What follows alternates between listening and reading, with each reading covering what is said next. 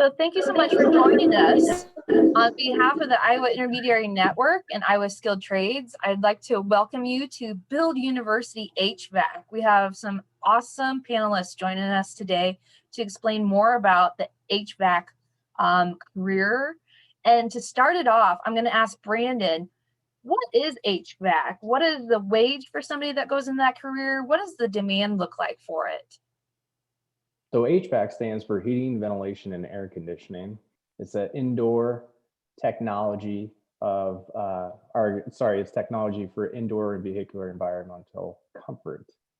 In Iowa, the construction growth to 2026, if you look at our industry, is expected to increase by 26%. That's the demand for our industry. And if you look at HVAC specifically, right now, the annual average income is $46,880 with a 21% estimated growth by 2022. Those are some fantastic numbers. I was just going to say that too. So I'm going to just jump on and have our panelists to introduce themselves and tell us about that pathway, that HVAC pathway that they took and what is their current position. And so we'll go ahead and start with Joe. Hi, everyone. My name is Joe Tollari. I own Metro Heating and Cooling. My parents actually started the company, so I started at a very young age. And I was probably 12 or 13 years old when I first started. I started in the new construction department. So I was out in the field actually starting jobs from scratch. So hanging the ductwork, running my heat runs, running refrigerant lines, setting furnaces, setting air conditioners, and all that kind of stuff. Then I moved up into the residential replacements, which is you go into homes who have existing heating and cooling systems that are broken down, and we go ahead and replace those. So you tear out the old and then retrofit in a newer system. And then I didn't really get into the service world very much because I was so busy in replacement and new construction. And then I moved into the office. So that was my pathway. I'll send it over to Derek now. All right, good morning, everybody. My name is Derek Bohlen. I'm a second-year apprentice.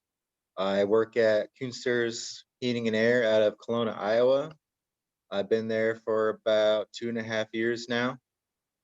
My first experience in trade skills was actually as an electrician. I did OJT through high school, did a couple of years as an electrician there, and actually by the end of it, I decided to just go ahead and go to college and work in computer networking. That didn't quite pan out. By the time I was done with school, it was about 2008, and there was like a big recession at that time. I was working in Cedar Rapids, Iowa, and there was a big flood at that time and just kind of threw everything out of the work. So I ended up going to Walmart actually and starting to work. Worked my way up the ladder there to manager, where I worked for about 10 years. And then they actually ended up eliminating my position, offered me a severance or a demotion. So I just took the severance and decided I just wanted to get out of that line of work. I was salaried there, so I was working anywhere from 50 to 60, 70 hours a week and only getting paid for about 45 of them. So I was definitely motivated to find an hourly position that I felt would better myself, like have useful skills that I could apply to my home. I wanted something that had job security, good pay, and I have an uncle who has been in the field for 22 years as an electrician, actually. So I talked to him and I was looking at becoming an electrician. And he actually talked me into going into HVAC. He said it was just a better line of work to do HVAC. So I took his word for it. And he knew the owner of the company at Kunstler's. So he put in a good word for me. I went in there, got an interview. He went ahead and just took a chance on me, not knowing much about any kind of trade skills besides the limited time I had when I was 16.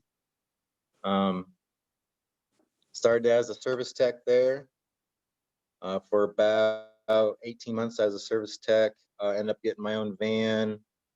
Had to do all the on-call thing starting after a few months where you're 24 hours on call for about a week. So that was a pretty good learning experience there. Being on your own at like midnight, working on a furnace, having to replace the parts and whatnot. Then I did about 6 months of installation. After that, some plumbing. So I have done like black iron gas lines, high pressure water lines for hog buildings. I've done ductwork installation. Just kind of moved on from there, and now I'm back as a tech. I'm trying to get that experience and the best that I can on that. So that's all I got. All right, I think it's my turn. My name is Alex Meusburger, and I am in Des Moines, Iowa. I work at Bell Brothers Heating and Air Conditioning. I am a level 4 or 4th year apprentice.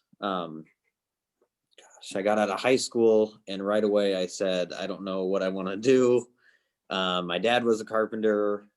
Every male in my family has worked a trade, whether it be carpenter, electrician, plumber, whatever.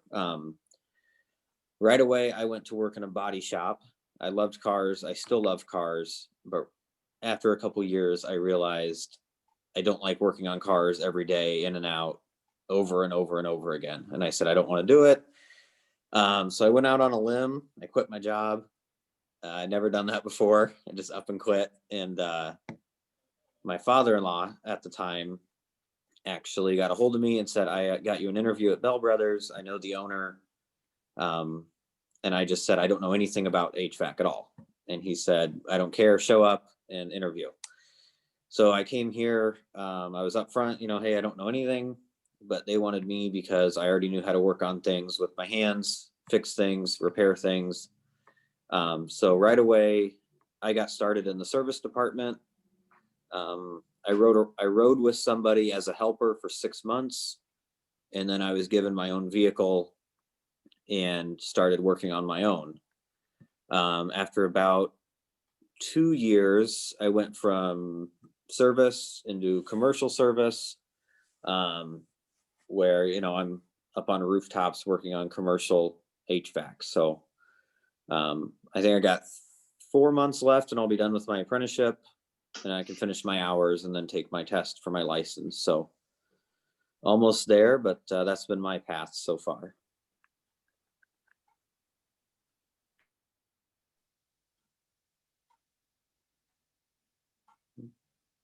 Great. So how do you get into the training or license to have a career in HVAC? And maybe I'll throw that to Alex. Can you repeat that question? Sure. How do you get that training or a licensure to have a career in HVAC? And maybe you and Joe can answer this question. Yeah. So my take on that would be all of it's pretty much on the job training. So I am getting trained, learning. I'm also getting paid the entire time, which is a nice added bonus to that. But it's definitely a learning curve of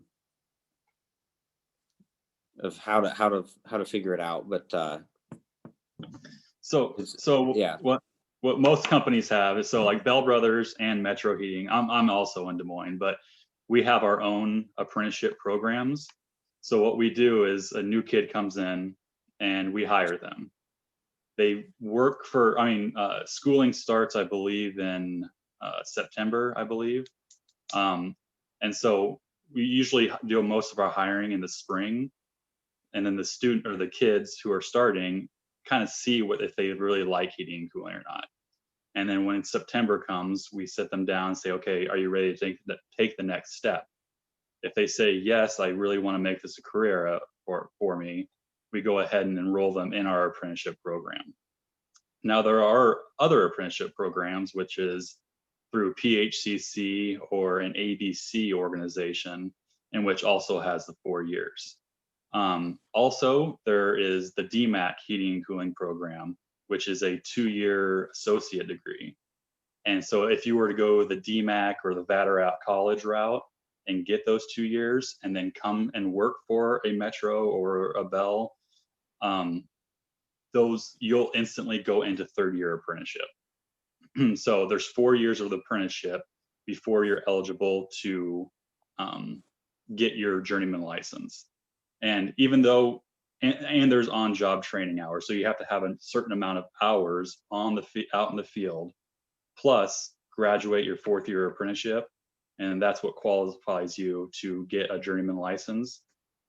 Once you take your journeyman license, I believe there's more in-field training, and then that will make you eligible for a master's license. In order to own a business, you need, or in order to pull permits and be a legit contractor, you're going to need a master's license. So it takes about, 6-7 years if you wanted to go the master's route, but you don't. 90% of the people stop at the journeyman route because that's good enough. Thanks, Joe, for that information. Yeah. Yeah. As we talk about the master versus journeyman and onboarding our future apprentices, how many can you have? How many apprentice employees can you have with that master license?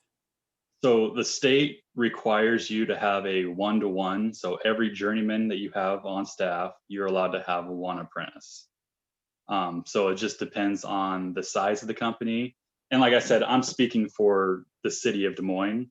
If you're on the outskirts of town or outskirts of Iowa, rules kind of change, if you will. There's not a whole lot of policing out there, but the state requires for every apprentice you have 1 journeyman.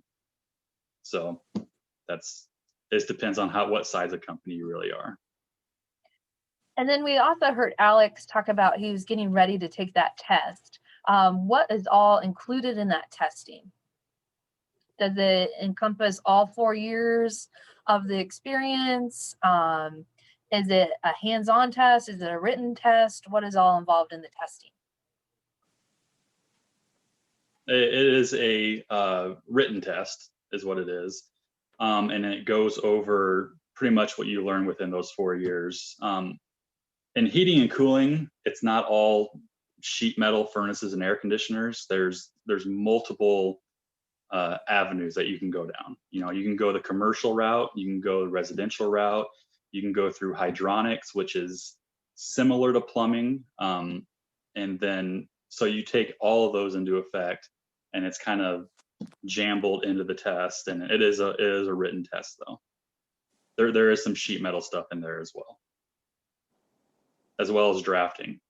There's heating and cooling is neat because, as plumbers, you run water lines, you have PVC, and you do some underground work. With electricians, you pull wire and you pull wire. You know what I mean? With heating and cooling, it's not the most advertised trade to get into, but it's probably, in my opinion, I'm biased, I understand that, but it's probably the best one to get into because it's just not something everyone always says. Like when you're sitting around the kitchen table on Thanksgiving, it's like, oh, you should be a plumber. Oh, you should be an electrician. But very rarely do you hear somebody say, you should get into heating and cooling. And that's why I feel as if I were a student in today's day, this is the trade I would go into, because it is the most we're looking for help in a very, very bad way. And so there is jobs to be had out there tomorrow. Like if you put any kind of effort, or if you show up with a hammer and a tape measure, that's what we're looking for. Like just, if you have any initiative, heating and cooling is where it's at. And then once you get into the apprenticeship, there are so many different avenues that you can go down. You know what I mean? Like, so we also have a division that does drafting. So we design heating and cooling systems, draft it out on SketchUp, and then submit those to other heating companies to install. So it's not technically, it's not being an engineer, but you can utilize what you're learning in high school in your architecture engineering classes and then get right into it by designing heating and cooling systems. Definitely those problem solving and problem analysis and critical thinking skills that we always remind students are very important. That definitely highlights the need within this career pathway to have that to better prepare them for a career. And you don't have to be a master of anything either. Like, if you're good with your hands and you like building things, sheet metal might be good for you. But just because it's called heating and cooling, you don't have to be good at sheet metal. You might be good at fixing computers. Well, there's a lot of low voltage in that, so service tech might be the route for you. You never have to touch sheet metal. You can go straight into service. So there's a lot of misconceptions. You don't have to be a master of all, but if you're really good at something, we can find something for you. And there was a question we had talked about previously, and Joe, to put you on the spot again, as an employer, we know apprenticeship, we've termed it kind of the earn and learn model for those interested in it. What kind of pay could an apprentice kind of anticipate or expect for the state of Iowa as we kind of look at if they do the HVAC apprenticeship? Well, like I said, this is a Des Moines. For the state of Iowa, it could range from anywhere and everywhere. So, starting off state of Iowa, I would say you're probably going to be starting off between the $14 and $17 an hour. For Metro, we usually hire right out of high school about $16 an hour. And then say that's in the springtime. So come fall, when apprenticeship starts and you want to join the apprenticeship, then we'll bump you up to 17. And then after your second year apprenticeship, it's 18, third year apprenticeship, 19, fourth year apprenticeship, 20. Once you get your journeyman license, you'll go from 20 to $24 an hour. And then from there, it's more, that's kind of where you hit your fork in the road. Like, what am I going to specialize in? Did I all throughout my apprenticeship training, did I enjoy service? Did I enjoy new construction? Did I enjoy commercial replacements, residential? Like, there's so many different avenues. And then from there, that's where you choose what avenue you go through. And every single one has a different pay scale. So you can go from 24 to, $34 an hour. It just depends on which direction you want to go. Those are great numbers to share with, students thinking about a future career, because it is a sustainable amount of money to live on. And knowing that there's a need. And so I'm going to put Derek on the spot. Being a fairly new apprentice, what does an average day look like for you? Are you in school? Are you out on the job? What take us through kind of a day in the life of an apprentice? Let's see. So I'm a service tech apprentice. So usually we go into the shop in the morning, we check in with our boss, and then all of our scheduling is done through tablet. So I have a schedule on there of, it'll say the name of the customer that it wants me to go to and a description of the issue they're facing, or it might just be a maintenance call where I just go there and I check over their system and change their filter and just make sure everything's operating properly. So I'll check that and I'll gather my supplies that I'm going to anticipate needing for the day, load them up into my service van, and then I'll just go residence to residence throughout the day, go to each call, perform what needs performed. Then I have a ticket that I have to fill out electronically on my tablet, description of everything I did, a list of all the materials I used, and then the time that I logged in at that job. And then my office gets that, and then they print it out and send it in to the customer through the mail. And that's as far as schooling, we only have like 2 weeks out of the year that we have to actually be in school. And then there's about 40 hours of on your own schoolwork that you have to do. So that's all done on the computer. They'll give you access to all that, all the assignments that you need to do and whatnot. So when I'm doing service, that's pretty much what I do. When I do installation, you just go to the job site. I'm usually teamed up with 2 or 3 other people. You usually ride together to save gas and whatnot. And you just go to the job site, usually a new construction and whatnot, and you'll just do whatever the journeyman tells you needs done that day. Basically, just make sure you do it quick and accurate, so they don't let you mess up too many times before they start getting mad at you about things. So be sure you learn. On the job training is definitely just the most important thing. Alex, is that kind of a relatable a day in a life for you, or is it a little different? So kind of similar and a little different, you know, me running a commercial side.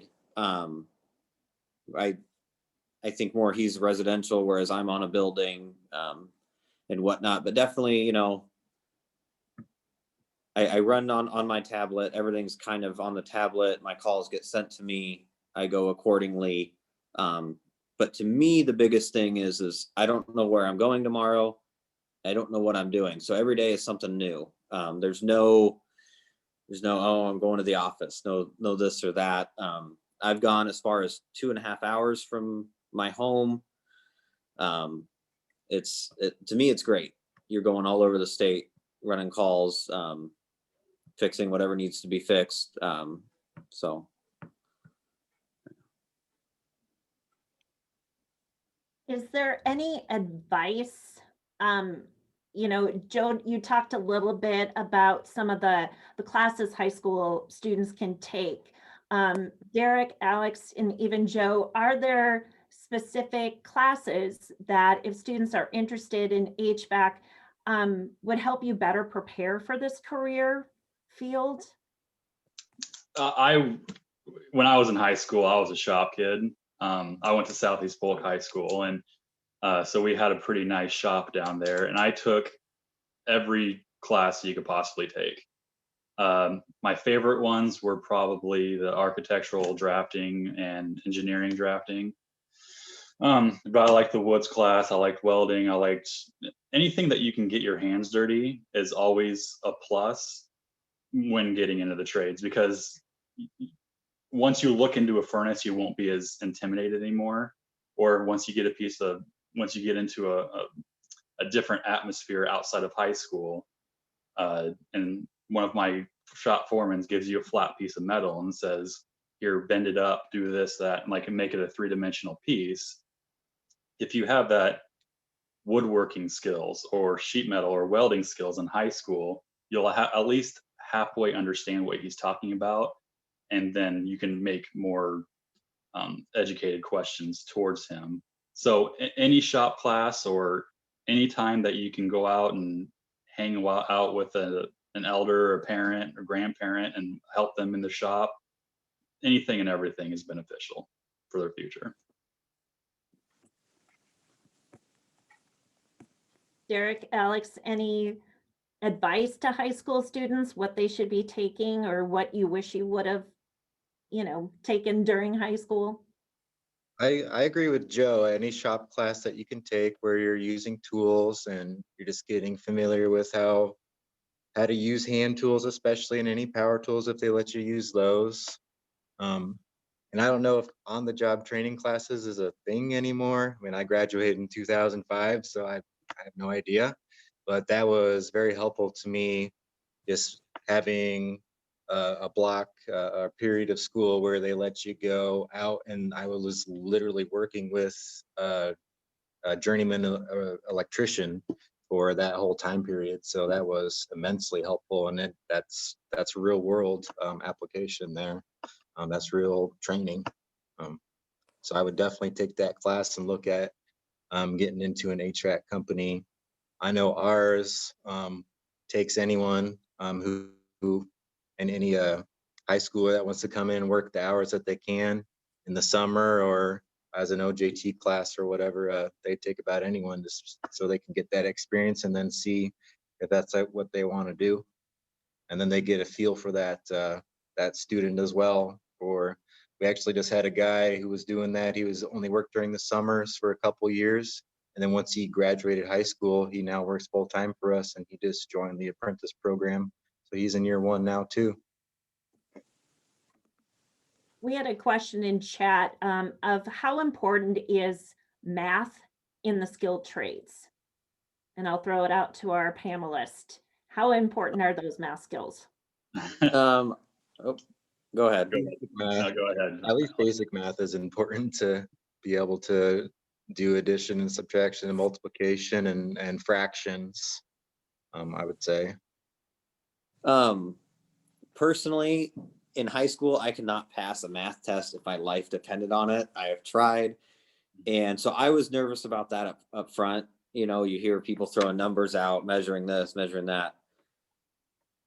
It's not that big of a deal as I thought. I don't stress about it. I would say as long as you can do basic math, you'll be okay. I personally hate math as well, but it is important when it comes to building angled pieces of sheet metal fittings and such. Geometry would be very helpful. Is understanding how to get from the radiuses or diameters and making my cuts on sheet metal. That is very beneficial. If you don't know that type of stuff and you jump right in here and we have you make an elbow of some sort to a square elbow, and what's the measurement you want to go from, or we also do different transitions, and math is important as much as I hate doing it, but yes, geometry is probably one of the best things knowledge-wise to have when going into the HVAC world. I'd probably chime in that reading a tape measure, again, going kind of back to that fractions. I hear a lot of employers talking about students or incoming apprentices need to kind of hone in on that skill, the ability to read that tape measure. I also, in the conversation, those skills that we talk about with students, those self-starters, the reliability, the clean driving record. I've heard all of you talk about, driving to the job site, either by yourself or as a team, as you mentioned, to save fuel. What other of those skills do students need to pay attention to, realizing that those are important as well as the trained skills? Put you all on the spot. Driving record is very important. As an apprentice, occasionally we will need you to run to a supply house. And if you don't have a clean driving record and all you're there is watching me work, that could be an issue. Sometimes we'll run into some issues where I can keep working on this and then I'll send the apprentice to the warehouse to pick up a part for me. If you can't do that, then all of a sudden you're just taking both of our time away from getting the job finished. So clean driving record is probably the number one thing as an apprentice you want to make sure is the tidiest, especially if, like both Derek and Alex are service techs. They didn't have a clean driving record. The company's insurance isn't going to cover them just to drive one of their company vans. So absolutely. Yeah, driving record is number one. And my boss won't even hire anyone unless they have a driver's license. So it's that serious. I'd also say, speaking with other techs, the older ones at least, when you come in as an apprentice, what they want is show up every day, show up on time, and have the urge to want to learn. I would say don't focus on a paycheck, just focus on what you're doing, getting that skill, and you'd be surprised where it'll take you. But a good driver's record, show up and want to work and just be on time and do your job. So And also, while you're working with your journeyman, paying attention, like being over his shoulder, paying attention to what he's doing. And nothing impresses a journeyman more than when they reach for their tool pouch to get a tool and you already have it in your hand waiting for them to grab it. Nothing impresses a journeyman more than that. Like if they're reaching for a 1/4-inch nut driver and you're like, oh, got it for you, and they don't have to search for it in their toolbox, huge plus, huge plus. That means you're paying attention, you're learning, and you're anticipating what they need. That's going to elevate you so much quicker than anything else.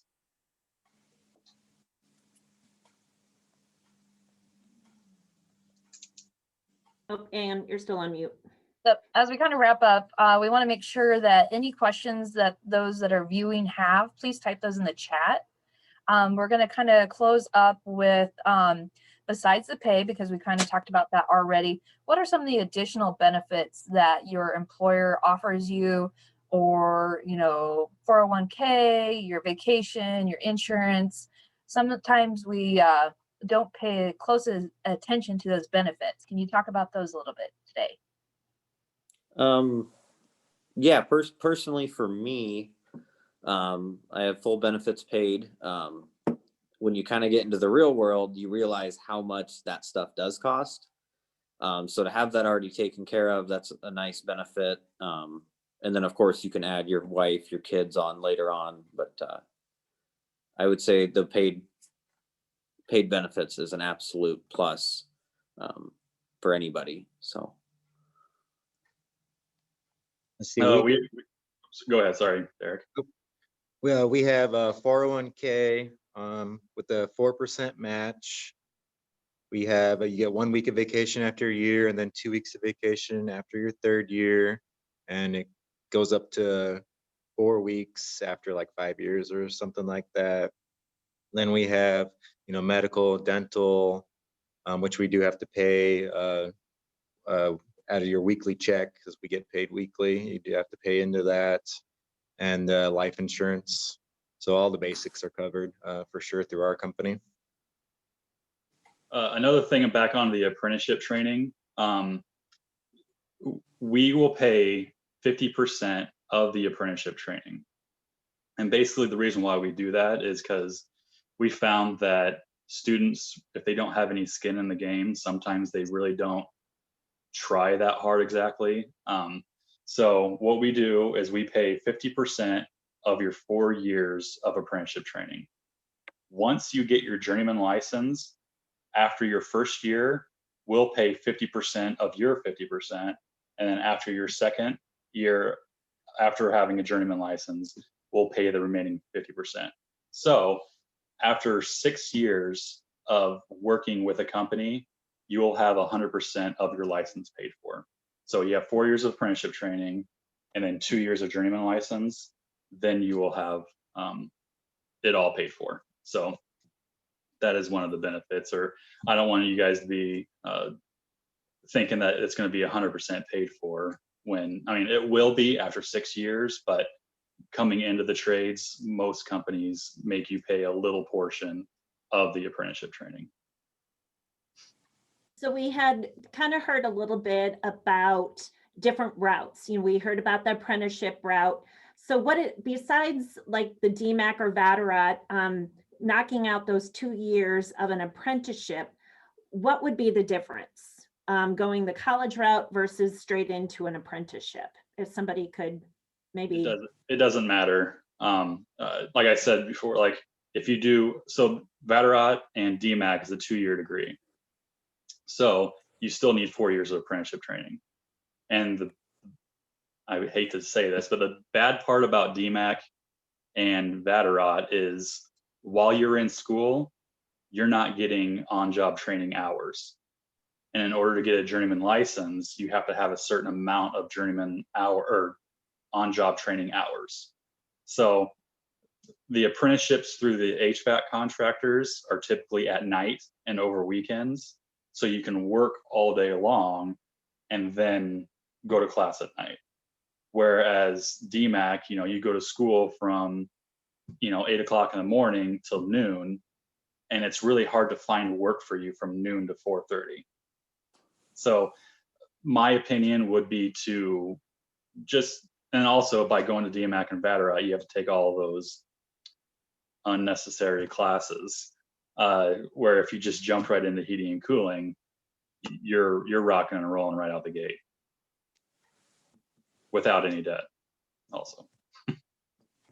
Yeah, I would definitely say if you can go straight into being an apprentice or working right out of high school without going to college, it would be definitely beneficial to you. Start as young as you can. Get that experience in. With your apprenticeship, can you transfer from state to state, or is your apprenticeship only good for the state of Iowa? I don't know. I don't know. Brandon, I know you can answer. each state has their own licensing programs. There's some states that don't even have an apprenticeship and licensing done. So it varies state to state. Some will carry over, some don't have any at all, and then some will make you, I believe, retake the test. I think it's very similar to like a teaching license, where, yeah, you're definitely right, where some don't have the same rules and things like that, but there, you might run into a state where you have to take a test again, but then you also have to perform maybe a certain amount of hours again, or those types of things. And then you might have some where it's almost, you know, it's like reciprocity type of thing, where you just go across the state lines and it's just getting that new license, but it's going to vary from place to place. Would it help to have that 2-year degree to go into a different state, or does it not follow through either? I don't think that matters. It's more about the apprenticeship and the hours and all of that. Okay. And another question in the chat for Joe, Alex, and Derek. How has technology played a role in the HVAC world? I mean, you talked a lot about your tablets. Is it all automated? You know, technology is a big thing. So Yeah. a little bit about. Yep. So back in when I first started, everything was done on paper. So service techs would go to the shop first thing in the morning. You'd get your service tickets, and then you'd go about your day. Where now with the technology, with the tablets, you're basically dispatched from home. So unless you need to pick up materials from the office or any special instructions of, you know, something may have gotten shipped in yesterday, we need to go pick up, our service techs are dispatched from their house to their first job, and then they go about that way. Technology wise on the equipment, things are more streamlined now. You know, there's no belts. Like we used to have a ton of belts on our vans. You still use those in commercial, but on the residential side of things, not so much anymore. And then also by having the tablet, you know, if you do have questions, it's like we used to carry on radios. So you'd have to say, I need some help over here, you know, and dispatch it this way. Now with the tablets, you have the internet at your hands, and you can look up different schematics. You can look up like a lot of times people throw away their install manual for their furnace. Well, with a tablet, you can just look up the install manual and see anything and everything that you'd ever want to need. So it makes things a lot easier.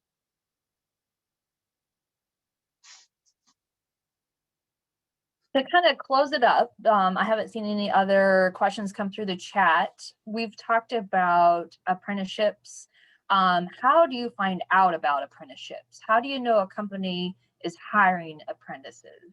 What words of wisdom? We heard Alex had a great mentor. It sounds like a father-in-law that said, here, I have an interview for you to become an apprentice. So what other avenues can students who are interested explore to learn who's hiring, who participates with apprenticeships? How do you find out more information about that? Showing some initiative, just pick up the phone and call. Like I said, the smaller companies compared to the bigger companies, it just depends on if they're hiring or not. But yeah, just pick up the phone, call, or most people have their applications on their website. If you want to just jump on the website, fill out an application, and send it out. Another thing I want to mention about, you know, we were talking about driving record and how important that is. Another very important thing is social media. You want to clean up your social media if you're looking to become a service provider. You're going to be in homeowners' houses. Sometimes they like to talk, and they're going to find out who you are, what your name is. I've had times when homeowners will talk to the service tech or talk with even me, and then they'll go upstairs, and all of a sudden I got a friend request. So meaning they were investigating who was down in their basement. And so if you have Facebook, Instagram, Twitter, whatever it is, make sure you're not having any childish things on it. You know what I mean? Like, just clean it up, try to look as most professional as you possibly can, and just be smart.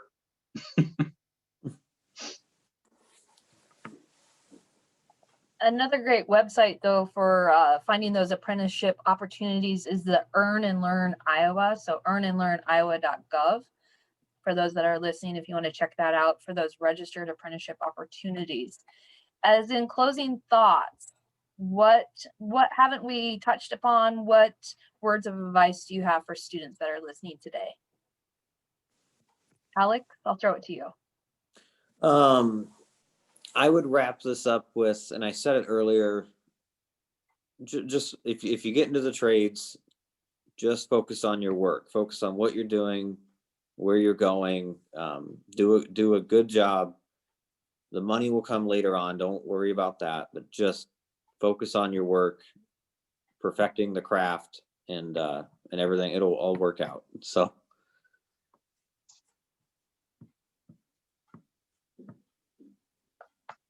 Derek, what words of advice do you want to leave with everybody today? Just get that experience and pay close attention and make sure you work safe every day and be aware of all your surroundings. And the earlier you can start, the better. Joe, your closing thoughts for today? And like I said just before, just you're getting into a professional job now, so you need to start acting like a professional. So driving record, make sure you're doing good, or social media, make sure you're cleaning that all up now, and just show up ready to work. And like Alex said, the money will come. Just be patient. And when we're sitting here talking like, oh, in 4 years you can be making $24 an hour, just be patient. From year to year you'll learn more and more, and then you're just proving yourself that much more to the company to want to hold on to you when it comes to the benefits and adding benefits and all that such stuff. So like, just be patient. Remember, you're a professional now, so start acting like a professional. Great. Thank you guys so much. Thanks, Joe, Alex, and Derek, for joining us today as our panelists. Thank you, Brandon from the Iowa Skilled Trades, and Terry and Amy from the Iowa Intermediary Network. To find out more events or about more upcoming events, please visit our website at iowain.org, as well as that Earn and Learn Iowa and Iowa Skilled Trades. All valuable websites to definitely check out to continue your exploration in your future career. So thanks again on behalf of the Iowa Intermediary Network and Iowa Skilled Trades for joining us today. Thank you. Thank you. Thank you.